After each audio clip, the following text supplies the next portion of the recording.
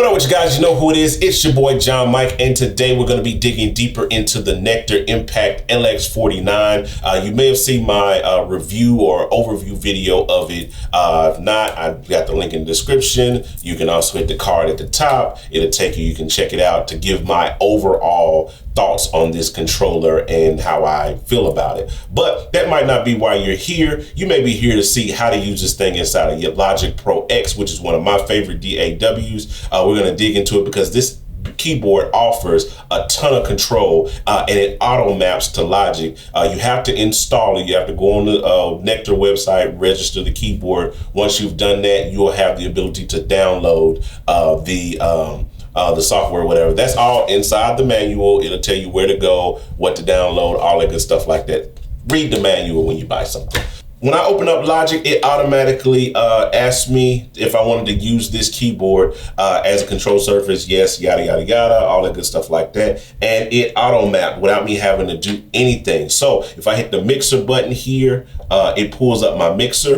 I can automatically start controlling any of my tracks. If I have more than 8 tracks, I can just use this bank, hold shift and use this bank button to bank over to those tracks that I don't have. It also automatically does it when I move past the little bar.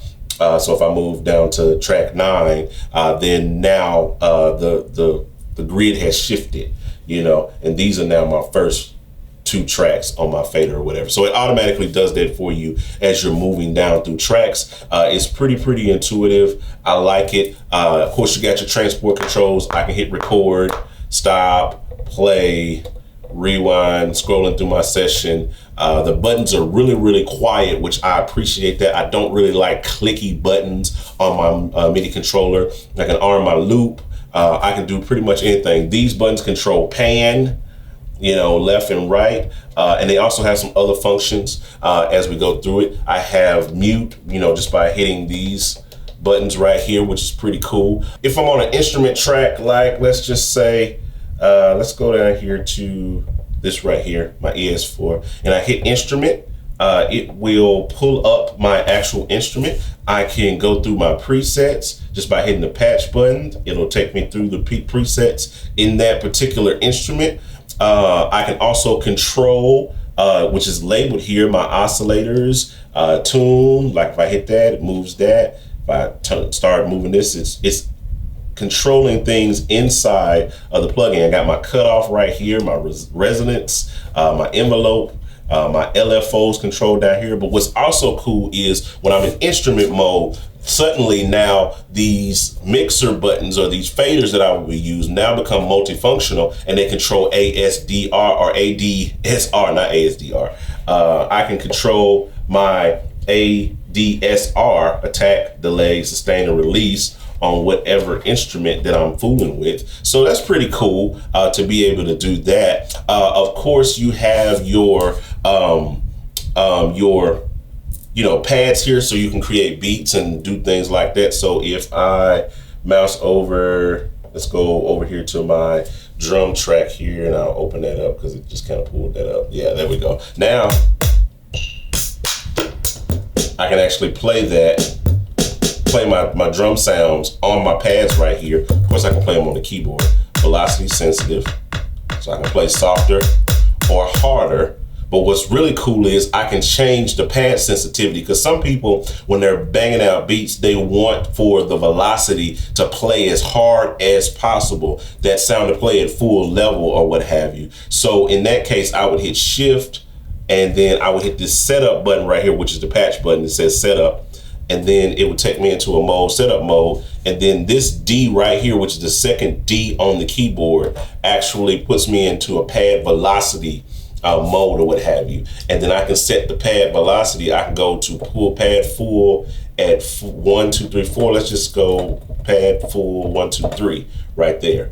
And then once I hit shift and come out of that mode, now no matter how soft I hit or how hard, they play at the full level or full volume of that particular you know, sound or what have you. So that's pretty cool. I can control that. If I want to bank my my pads, then I would just hit shift and then hit the pad 2. Now I'm on the second set. You know, I can hit shift, pad 3. And if there's anything above that, I can control that from there. So that's pretty cool. That's pretty much in a nutshell what you can do with this particular controller. Oh, one thing that I left out is drawbar mode. For those who like to play organ, it's pretty cool. So if I go down here to my organ and let's pull up the organ, which is pretty dope. I can hit shift and set up again. And then there's actually a drawbar mode, which is this F right here, the first F on the keyboard. I hit that. Now I can control, come out of setup, sorry.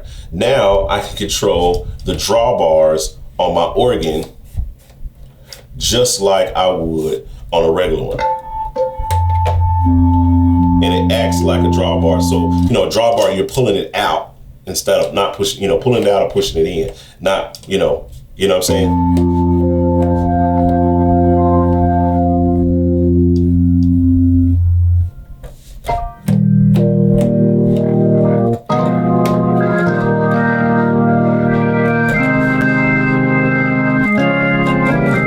So that's pretty dope, I think, just to be able to control. Again, this keyboard is one of my favorites in terms of control that it gives you. I think in the last video, I gave it a score of an 8 or 9 out of 10 as far as control, because it definitely offers you all of the control that you could possibly imagine needing in any given situation. Don't care for the keys as much, but what it lacks in the keys, it definitely makes up for in what you can do with this thing in terms of controlling it. All right, so that's pretty much like all of the functionality and how you can really get around Logic Pro on this Impact LX49. It's pretty dope. If you want to check this keyboard out, link to it, of course, is in the description. You can grab that from that link or whatever. And hope this video helped you. Hope it blessed you. All those good things like that. You know how we do. Hit the like button, the subscribe button, all those buttons that do thing on the videos.